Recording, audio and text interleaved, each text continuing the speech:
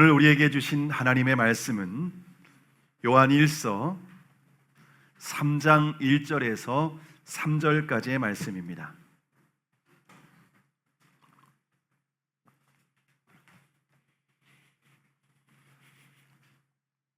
요한 1서 3장 1절에서 3절까지의 말씀 함께 교대로 읽겠습니다. 보라, 아버지께서 어떠한 사랑을 우리에게 베푸사 하나님의 자녀라 일컬음을 받게 하셨는가. 우리가 그러하도다. 그러므로 세상이 우리를 알지 못함은 그를 알지 못함이라.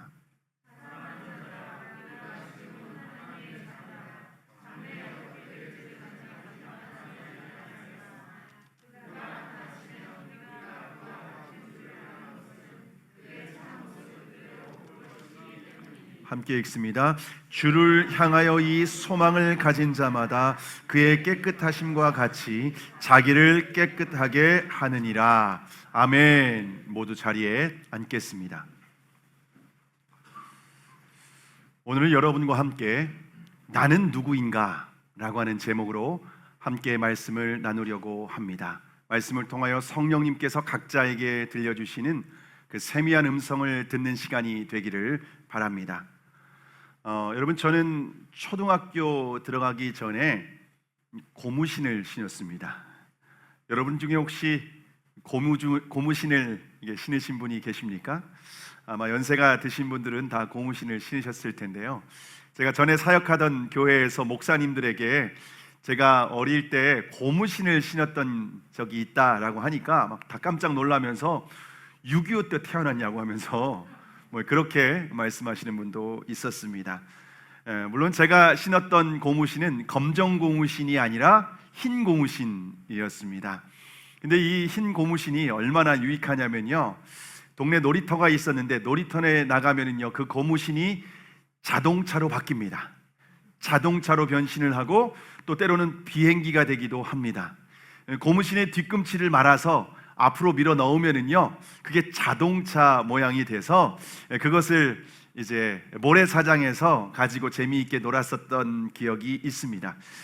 제가 고무신을 신고 다닐 때는 브랜드가 중요하지는 않았습니다. 그때 신었던 고무신이 말표 고무신이었습니다.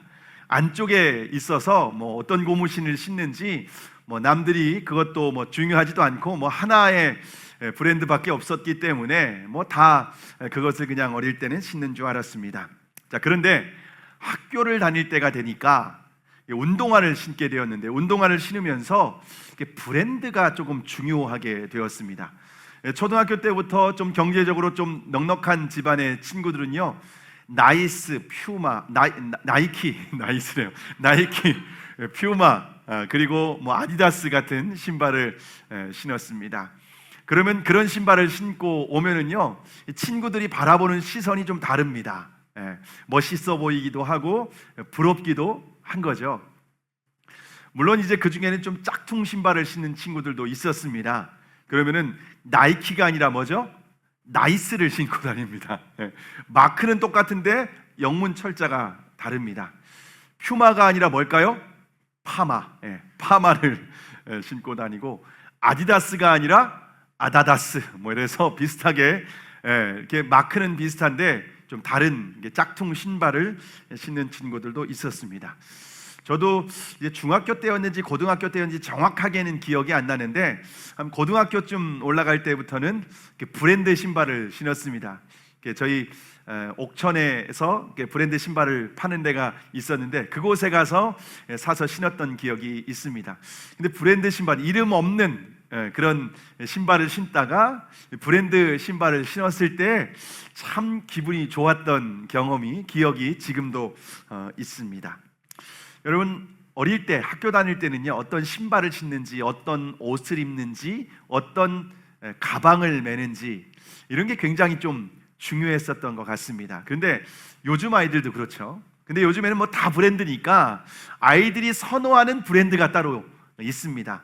선호하는 브랜드가 있어서 새 학기가 되거나 그럴 때는 아이들이 원하는 그 브랜드를 사주다 보면은요 때로는 좀 짜증이 날 때가 있어요. 야, 그냥 아무거나 매라고 하면은 꼭 그걸 매야 된다는 거예요. 꼭 그걸 매야 된다고 해서 이게 좀 여기저기 찾아다니는 데가 있습니다. 부모들은 알죠. 야, 브랜드가 중요하지 않아. 네가 브랜드 가치 있는 어떤 그런 사람이 되는 게 중요하지, 뭐 어떤 신발을 신냐, 어떤 옷을 입냐, 어떤 가방을 매느냐, 이런 건 중요하지 않다라고 부모님들이 자녀에게 말하죠. 자, 그런데 여러분, 우리가 어른이 되면은 브랜드가 정말 중요하지 않을까요? 여러분, 어른이 돼도 보면은 참 똑같이 브랜드를 좀 선호하고 좋아하는 것 같습니다.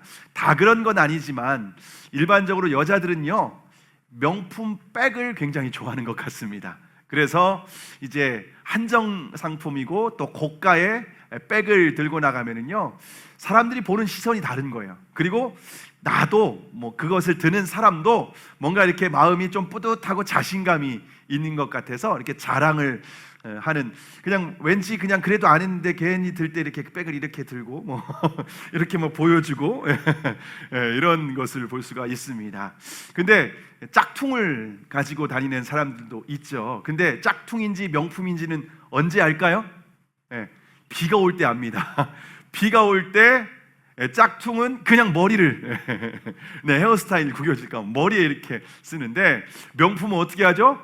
품에 놓고 다닙니다. 명품에 비를 맞으면 안 되니까, 손상되니까 그때 알 수가 있는 것 같습니다. 남자들은 뭘 선호할까요? 남자들은 뭐에 중요하게 생각하면, 남자들은 자동차, 어떤 자동차, 이것을 좀 중요하게 생각하는 것 같습니다.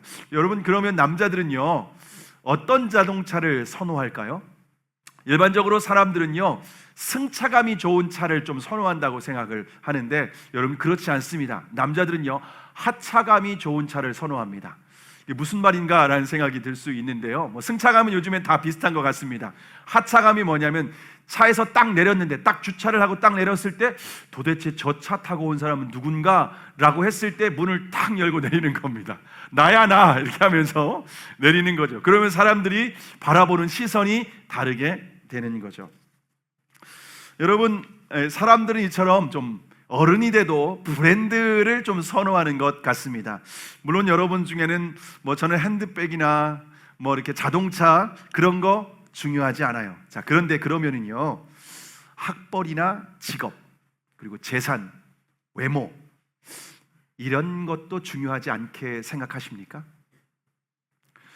여러분, 사람들은요, 이런 것들을 굉장히 중요한 조건으로 따져서 결혼할 때도 이 조건을 기준으로 어떤 배우자를 선택하는 것을 볼 수가 있습니다. 얼마 전에 TV 프로그램에서 이제 그 젊은 그 미혼 남녀를 많은 모여가지고 서로 이제 호감 가는 사람들을 서로 이렇게 선택하는 그런 프로그램이 있었는데요. 수많은 남녀 중에서 호감을 갖는 사람이 처음부터 마지막까지 이렇게 서로 호감을 갖고 선택한 커플이 있었습니다. 그래서 이렇게 커플이 결정이 된 거예요, 마지막까지. 그래서 그 커플에 대해서 되게 이제 기대감을 가졌습니다. 그리고 나서 이제 그 다음으로 이제 결혼 준비하는 그 과정을 보여주는 거예요. 그래서 이제 그 과정을 보여주는데, 이제 자녀를 몇 낳고 싶은지, 또 어떤 집 어떻게 어디에서 살 것인지, 신혼집에 대해서 구체적으로 얘기를 하는 겁니다. 그런데 이제 남자가 여자한테 이제 30대 초반이니까 아직 나는 이제 강남에 집을 얻을 수는 없고 강북에 집을 얻을 수 있다라고 하면서 이제 이거를 설명을 했는데, 여자가 지금까지 모든 조건을 다 만족해하고 내 이상형이라고 해서 선택을 해서 왔는데, 남자가 신혼집을 강남이 아니라 강북에 얻는다고 하니까 마음이 탁 틀어진 거예요. 그때부터 눈빛이 달라지는 거예요. 눈빛이 달라지고 결국 그 남자를 거부하는 겁니다. 여러분, 딱 중요한 게 뭐냐? 나는 신혼집을 강남에 얻어야겠다는 거예요. 그렇지 않으면, 이 조건이 충족되지 않으면 당신하고 더 이상 만남을 지속할 수 없다라는 겁니다. 여러분, 꼭 우리는 뭐 강남의 신혼집 이런 건 아니더라도 내가 중요하게 생각하는 게 뭔가가 있는 거예요. 각자 내가 배우자로 선택할 이게 중요해. 어떤 사람은 외모가 될 수도 있고요, 어떤 사람은 재산이 될 수 있고요, 학벌이 될 수 있고, 직장이 될 수도 있고, 이런 조건들이 굉장히 중요하다는 겁니다. 무의식적으로 우리는 이런 것에 의해서 사람을 어떤 조건을 보고 사람의 어떤 그 사람의 수준과 그 사람을 어떤 평가를 하는 걸 볼 수가 있습니다. 그래서 어른이 돼도 브랜드에 목숨을 거는 거죠.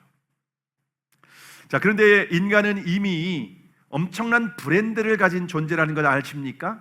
창세기 1장 26절의 말씀인데요. 자, 함께 읽습니다. 시작. 하나님이 이르시되 우리의 형상을 따라 우리의 모양대로 우리가 사람을 만들고 그들로 바다의 물고기와 하늘의 새와 가축과 온 땅과 땅에 기는 모든 것을 다스리게 하자 하시고. 여러분, 하나님께서 이 땅 온 세상을 창조하신 줄로 믿습니까? 하나님은 이 세상을 창조하셨습니다. 바다의 물고기, 하늘의 새, 그리고 온갖 동물을 만드셨습니다. 그런데 어떤 동물도 하나님의 형상대로 창조하셨다고 말하지 않습니다. 오직 인간만, 사람을 창조하실 때만 하나님의 형상대로 창조하셨다라고 말하고 있습니다. 여기에서 형상이라고 하는 말이 히브리어로 첼렘이라고 하는 단어인데요. 이 첼렘이라고 하는 단어가 무슨 의미인가 하면요, 하나님을 닮다라고 하는 의미가 있습니다. 그러니까 우리 인간은요, 온 세상을 창조하신 창조주 하나님의 브랜드를 이 세상에 창조될 때부터 가지고 태어난 존재라고 하는 겁니다.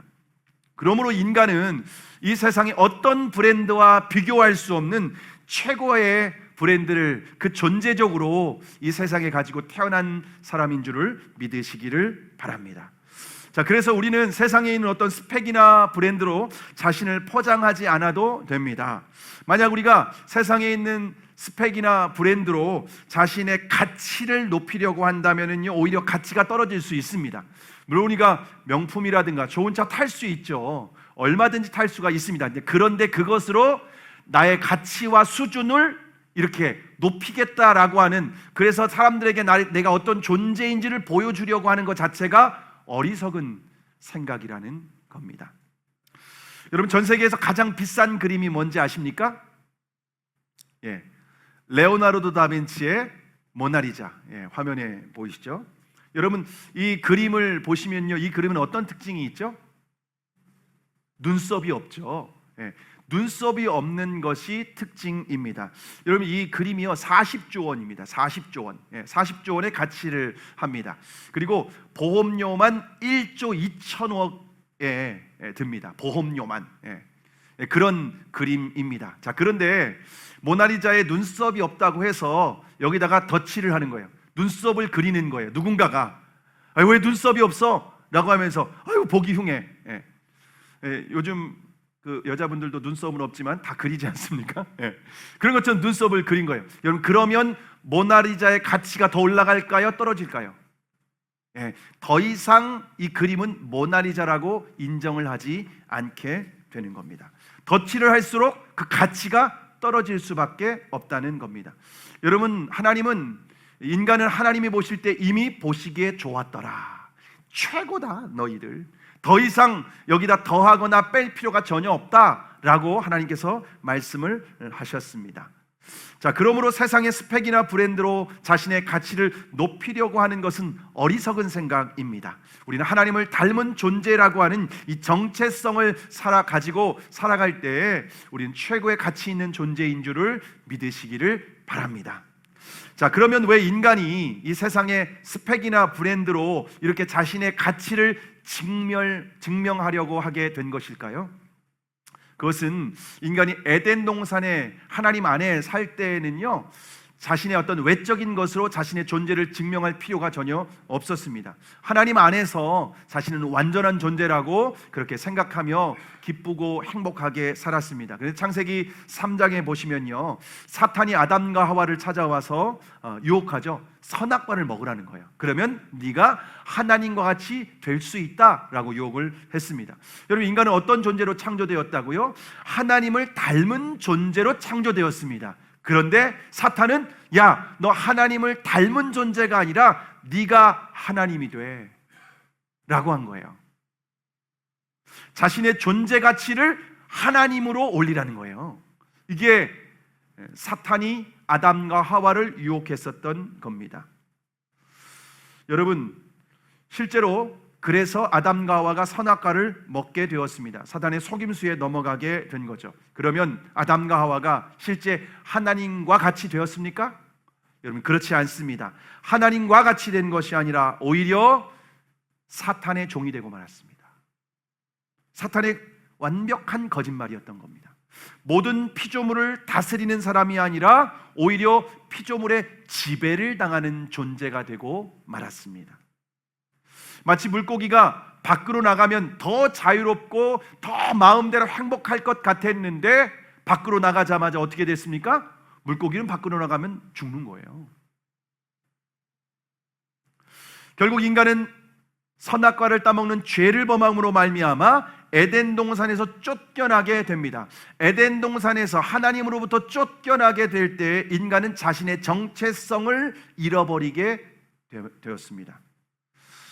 여러분, 에덴 동산에서 쫓겨난 인간의 최대 관심사가 그래서 뭐였냐면요, 나는 누구인가?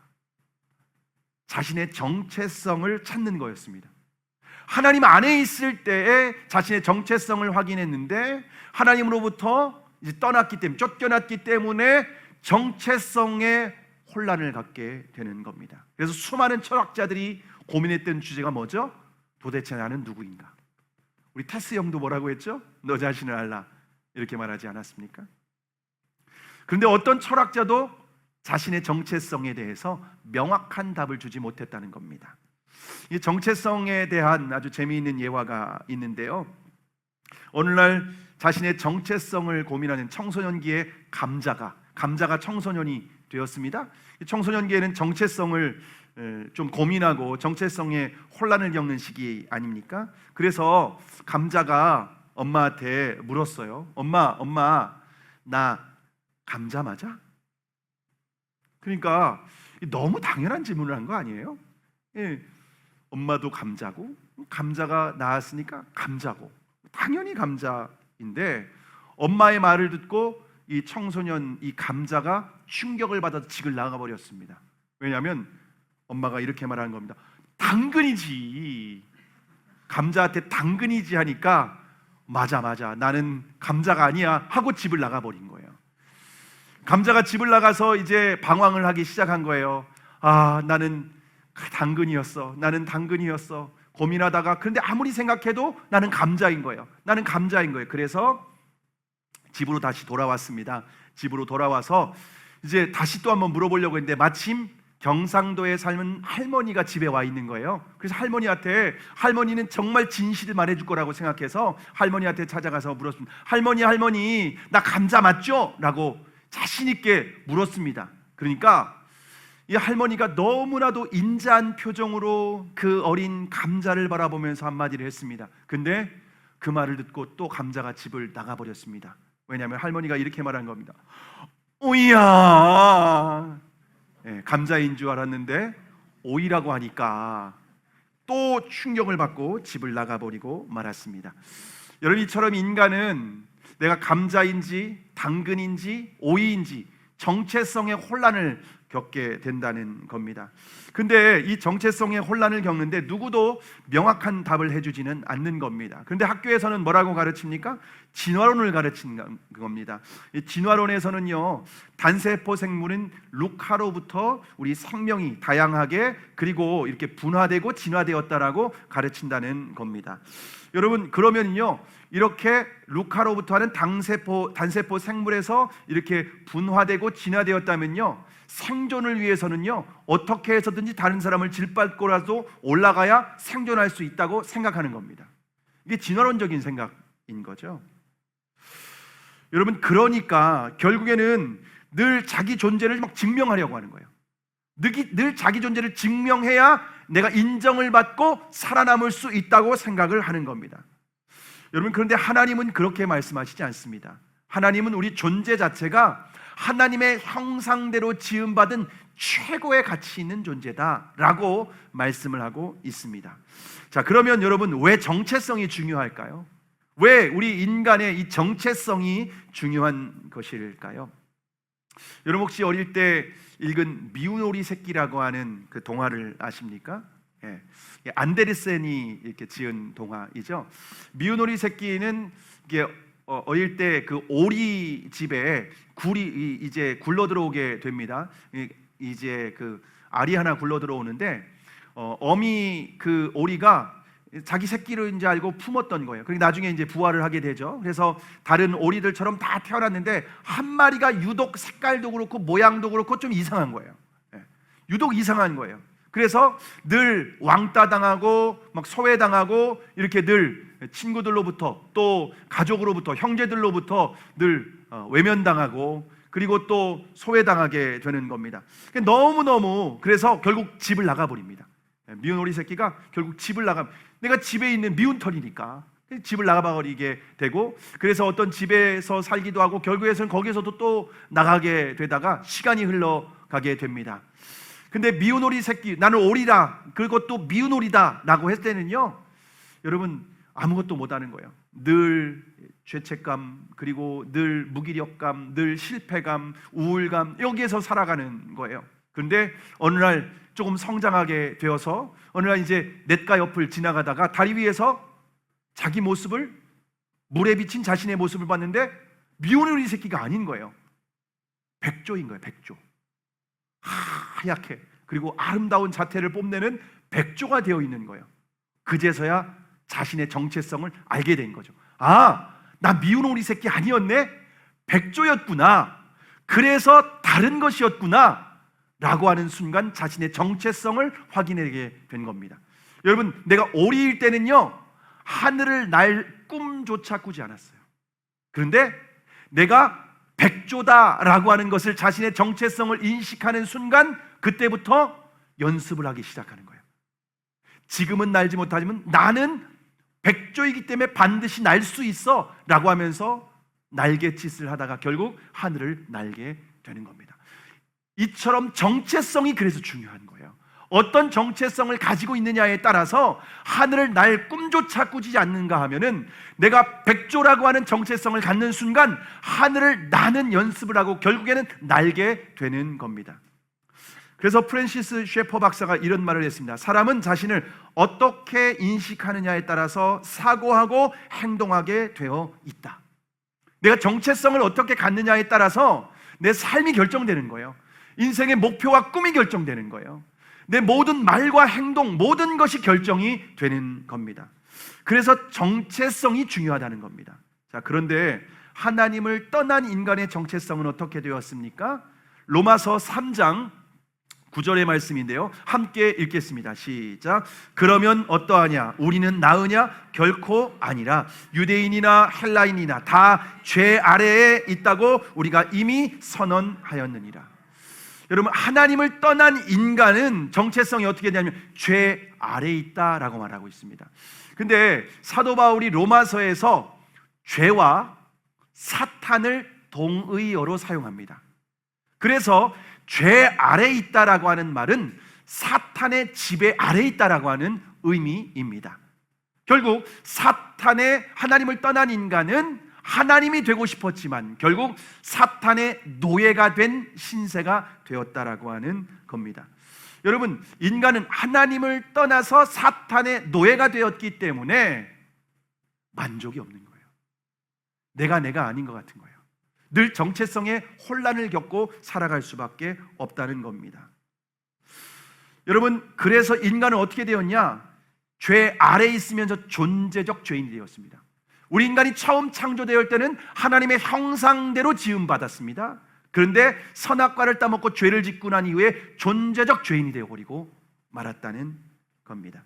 그래서 사람들은 내 자신을 보면은 못난 자신밖에 보이지 않는 거예요. 그러니까 외적인 다른 것으로, 어떤 스펙이나 브랜드로 포장을 해서 존재 가치를 올리려고, 높이려고, 인정받으려고 하게 될 수밖에 없다는 겁니다. 그래서 나보다 학벌이 더 낮은 사람을 보면요, 내가 저 사람보다 낫다라고 생각하고요, 나보다 학벌이 더 좋은 사람을 보면요, 내가 저 사람보다 못하다라고 생각하는 거예요.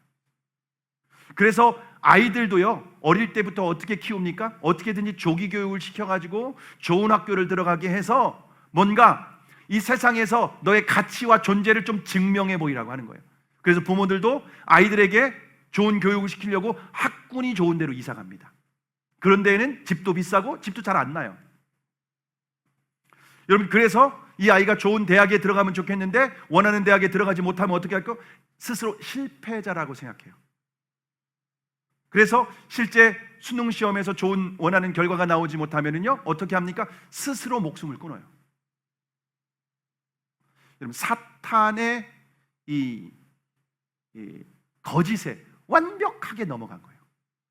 존재적으로 가장 가치 있는 존재가 결국 나는 아무것도 아닌 존재가 되게끔 느껴지게 해서 결국 성적과 어떤 학벌과 내가 가지고 있는 어떤 재산, 뭐 직업 이런 걸로 스스로 가치를 스스로 정하게 하고 결국 그 기준에 미치지 못하면 나는 실패자야, 나는 쓸모없는 인간이야, 이렇게 스스로 생각하게 된다는 겁니다. 하나님을 떠난 인간은 결국 사탄의 종이 되어 열등감과 우월감의 롤러코스터를 탈 수밖에 없습니다. 근데 이 사람보다는 나아서 우월감을 갖고 이 사람보다는 못해서 열등감을 갖고 계속 이 왔다 갔다. 여러분, 행복이 있겠습니까? 행복이 없습니다. 자, 그러면 우리의 잃어버린 정체성을 어떻게 다시 회복할 수 있을까요? 오늘 본문 1절의 말씀인데요, 1절의 말씀을 함께 읽겠습니다. 시작. 보라, 아버지께서 어떠한 사랑을 우리에게 베푸사 하나님의 자녀라 일컬음을 받게 하셨는가. 우리가 그러하도다. 그러므로 세상이 우리를 알지 못함은 그를 알지 못함이라. 하나님이 우리를 사랑하셔서 우리가 상상할 수도 없는 사랑을 베풀어 주셨는데 그게 바로 외아들 예수 그리스도를 이 땅에 보내셨다는 겁니다. 그럼 예수님께서 이 땅에 오셔서 한 일은 무엇일까요? 갈라디아서 3장 14절인데요, 함께 읽겠습니다. 시작. 그리스도께서 우리를 위하여 저주를 받은 바 되사 율법의 저주에서 우리를 속량하셨으니 기록된 바 나무에 달린 자마다 저주 아래 있는 자라 하였음이라. 여러분, 인간이 선악과를 따먹고 어떻게 되었다고 했죠? 사탄의 노예가 돼, 사탄의 지배를 받는 사탄의 노예가 되었다고 말하고 있습니다. 그럼 예수님께서 하신 일은 무엇입니까? 십자가의 죽음으로 말미암아 우리를 속량하셨다라고 말하고 있습니다. 이 속량이라고 하는 말이 뭐냐면요, 값을 지불하고 샀다라고 하는 말입니다. 마치 시장에서 노예가 그 당시에는 이제 매매가 되었는데 주인이 값을 지불하고 그 노예를 산 겁니다. 그러면 이제 더 이상 그 옛날 주인의 소유가 되는 것이 아니라 새로운 주인이 내 소유가 되는 겁니다. 그런데 새로운 주인 대신 하나님이 어떻게 했냐, 우리에게 너희들은 이제 자녀다, 더 이상 노예 아니다, 너희들은 이제 자녀가 되었다라고 말씀을 하고 있습니다. 결국 죄로 말미암아 죄자 사탄의 노예가 되었던 정체성이 예수 그리스도의 십자가로 말미암아 하나님의 자녀의 정체성으로 다시 회복된 줄을 믿으시기를 바랍니다. 그런데 여러분, 우리를 정체성을 다시 회복시켜 주시기 위해서 우리는 은혜로 되었는데 하나님은 어마어마한 대가를 지불하셨습니다. 외아들의 목숨값을 지불하고 우리를 자녀 삼아 주신 줄 믿으시기를 바랍니다. 그래서 여러분, 우리 인간은요, 예수님을 믿는 사람들은요, 기본적으로 하나님의 형상대로 지음받은 존재이고요, 우리는요 외아들의 생명값을 지불하고 하나님의 자녀가 된 존귀한 존재인 줄을 믿으시기를 바랍니다. 파리의 길거리 한 모퉁이에 오랫동안 버려진 자전거가 하나 있었는데요, 자전거라고 할 수는 없고 그냥 쓰레기라고 생각을 했습니다. 이제는 이제 폐기 처분만 하면 되는 상황이었습니다. 근데 어떤 사람이 그 길을 지나가다가 그 자전거, 쓰레기가 된 자전거를 유심히 지켜보고 있다가 곧장 그 자전거를 가지고 자신의 작업실로 가져가게 됩니다. 그리고 안장과 핸들을 뜯어냈습니다. 그리고 나서 거기에다가 이걸 부착하고 청동으로 이렇게 입혔습니다. 그리고 조형물을 만들었는데 이게 황소처럼 보인 거예요. 그래서 이렇게 만들었습니다. 한번 사진을 보시겠습니다. 예, 이게 자전거가 이렇게 된 거예요. 여러분, 황소처럼 보입니까? 그렇죠? 그래서 황소머리라고 하는 이름을 붙였습니다. 자, 그런데 이 작품의 예술성과 독창성이 높게 평가가 됩니다. 그래서 영국 런던에 1990년대에 영국 런던에서 이게 경매에 붙여지게 됩니다. 여러분, 이게 얼마에 낙찰됐는지 아십니까? 이 황소머리가 293억에 낙찰이 됩니다. 여러분, 이게 원래 자전거 가격도 뭐 2, 30만 원밖에 안 하는 건데, 다 버려진 쓰레기 더미에 있었던 이 자전거가 새롭게 탄생이 됐는데 293억짜리 황소머리가 되었습니다. 이 작품을 만든 사람은 피카소입니다. 아무리 쓰레기와 같은 그런 자전거, 고장난 자전거, 사람들이 쓸모없다고 생각하는 자전거를 할지라도 피카소의 손에 들어갈 때 위대한 작품이 된 줄을 믿으시기를 바랍니다. 여러분, 우리는 하나님의 형상대로 창조된 위대한 걸작품이었습니다. 그런데 하나님을 떠나서 자신의 브랜드 가치를 높이려고 했을 때 결국 사탄의 노예가 되고 말았습니다. 그래서 하나님께서는 외아들 예수 그리스도의 생명을 십자가에 죽이심으로 말미암아서 우리를 해방시켜 주셨습니다. 여러분, 그래서 우리를 다시 자녀의 정체성을 회복시켜 주신 줄을 믿으시기를 바랍니다. 그래서 2절에 보시면은요, 2절에 보시면 이렇게 말씀하고 있습니다. 우리가 지금은 하나님의 자녀라 라고 말씀하고 있습니다. 계속 띄워주세요. 우리가 지금은 하나님의 자녀라 라고 말하고 있습니다. 여러분, 그런데 우리가 하나님의 자녀, 거기에서 끝나지 않습니다. 계속해서 2절 하반절에 보시면은요, 장래 어떻게 될지 아직 나타나지 않았으나 그가 나타나시면 우리가 그와 같을 줄을 아는 것은 그의 참 모습 그대로 볼 것이기 때문입니다. 여러분, 우리가 하나님의 자녀가 된 것으로 끝나지 않았어요. 예수님께서 이 땅에 다시 오실 때에 우리가 예수님과 같이 신령한 모습으로 변화된다는 겁니다. 여러분, 이것이 바로 하나님께서 우리에게 회복시켜 주시고자 하는 우리의 정체성인 줄을 믿으시기를 바랍니다. 예수님과 같이 신령한 모습으로 변화되는 겁니다. 하나님 우리를 예수님과 똑같은 수준으로 우리를 끌어올려 주셨다는 겁니다. 자, 그러면 하나님의 자녀가 된 사람들은 어떻게 살아야 될까요? 오늘 보면 3절의 말씀입니다. 3절의 말씀 함께 읽겠습니다. 시작. 주를 향하여 이 소망을 가진 자마다 그의 깨끗하심과 같이 자기를 깨끗하게 하느니라. 여러분, 우리는 부활의 소망을 가지고 있습니다. 예수님과 같이 변화될 것이라는 이 부활의 참 소망을 가지고 있습니다. 그러면 하나님의 자녀답게 예수님처럼 살아야 된다는 거예요. 예수님이 그럼 어떻게 사셨죠? 예수님은 자기를 죄로부터 깨끗하게 하셨다는 거예요. 이 세상으로부터 자신을 덧칠하지 않았다는 겁니다. 여러분, 그러므로 우리도 예수님과 같이 자신을 죄로부터 깨끗하게 해야 되는 줄을 믿으시기를 바랍니다. 우리가 하나님의 자녀다라고 하면은요, 이전과는 다른 삶을 살아가야 된다는 거예요. 이전처럼 세상을 따라가고 세상에 있는 스펙과 브랜드로 자신을 치장하려고, 자신의 가치를 높이려고 해서는 안 된다라는 거예요. 미국 테네시주의 한 작은 마을에 벤 후퍼라고 하는 아이가 살고 있었는데요, 후퍼는 자신이 어디에서 태어났는지 아버지가 누구인지도 모르는 사생아였습니다. 그런 후퍼의 어떤 그 배경을 아는 친구들은요, 항상 비웃고 따돌림을 시켰습니다. 그래서 후퍼는 어릴 때부터 서러움과 외로움 가운데에서 눈물을 흘리며 깊은 열등감에 빠질 수밖에 없었습니다.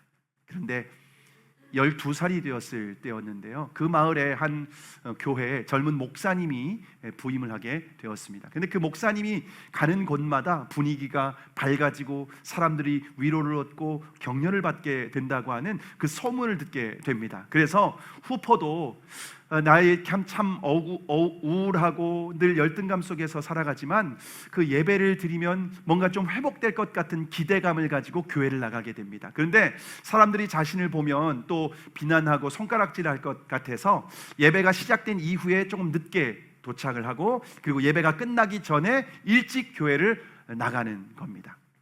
그러던 어느 날이었는데 예배를 드리는 가운데 후퍼의 마음 가운데 하나님의 깊은 임재를 경험하게 됩니다. 그날 너무 큰 은혜를 받아서 예배가 끝난지 끝나지 않았는지도 모르는 거예요, 후퍼가. 근데 이미 눈을 떠보니까 예배가 끝나고 사람들이 줄을 서서 목사님에게 인사하는 것을 보게 된 겁니다. 늦었으니 어떻게 합니까? 그래서 사람들 틈바구니에 껴서 이제 줄을 서서 이제 목사님에게 인사할 수밖에 없었습니다. 근데 이제 드디어 후퍼 차례가 되었습니다. 그래서 목사님에게 악수하기 위해서 손을 딱 내밀었는데 목사님이 후퍼의 손을 잡으면서 이렇게 묻는 겁니다. 넌 누구였지? 내가 누구 아들이었더라? 물어본 거예요. 여러분, 순간 주변에 후퍼를 알아보는 사람들은 어떻게 했냐면요, 수군수군 되기 시작한 거예요. 수군수군 되기 시작한 거예요. 후퍼도 그거 느껴지는 거예요, 그 시선들이. 그래서 고개를 떨굴 수밖에 없었습니다. 근데 목사님의 표정이 다시 밝아지더니 이렇게 말하는 거예요. 아, 내가 누구 아들인지 알겠다. 내가 아버지를 닮아서 단만에 알아보겠다. 그래서 깜짝 놀란 후퍼가 고개를 들고 목사님을 쳐다보았습니다. 그때 목사님이 결정적인 말을 합니다. 그리고 훗날 후퍼의 인생을 완전히 뒤집어 놓게 됩니다. 아, 넌 하나님의 아들이구나. 후퍼는 평생 어딘가에 소속되어 본 적도 없고 누군가의 아들이 되어 본 적도 없었습니다. 근데 목사님이 던진 하나님의 아들이다 라고 하는 한마디가 마치 망치로 머리를 한 대 탁 얻어맞는 그런 큰 충격이었다고 합니다. 너무나도 당황했던 후퍼는 도망치듯 그 자리를 떠났습니다. 허둥지둥 빠져나가는데 목사님이 등 뒤를 향해서 또 한마디를 외쳤는데 그 한마디는 후퍼의 인생 평생 잊지 못하는 한마디가 됩니다. 하나님의 아들, 하나님의 아들답게 훌륭하게 살아라. 후퍼는 처음으로 자신의 정체성을 확인하게 된 겁니다. 드디어 내가 누구인지 알게 됐습니다. 후퍼는 나는 하나님의 아들이구나, 더 이상 나는 혼자가 아니다 라고 하는 것을 깨닫고 자부심을 갖게 됩니다. 나는 하나님의 아들이라고 하는 정체성을 갖게 된 후퍼의 삶은 완전히 변화되었습니다.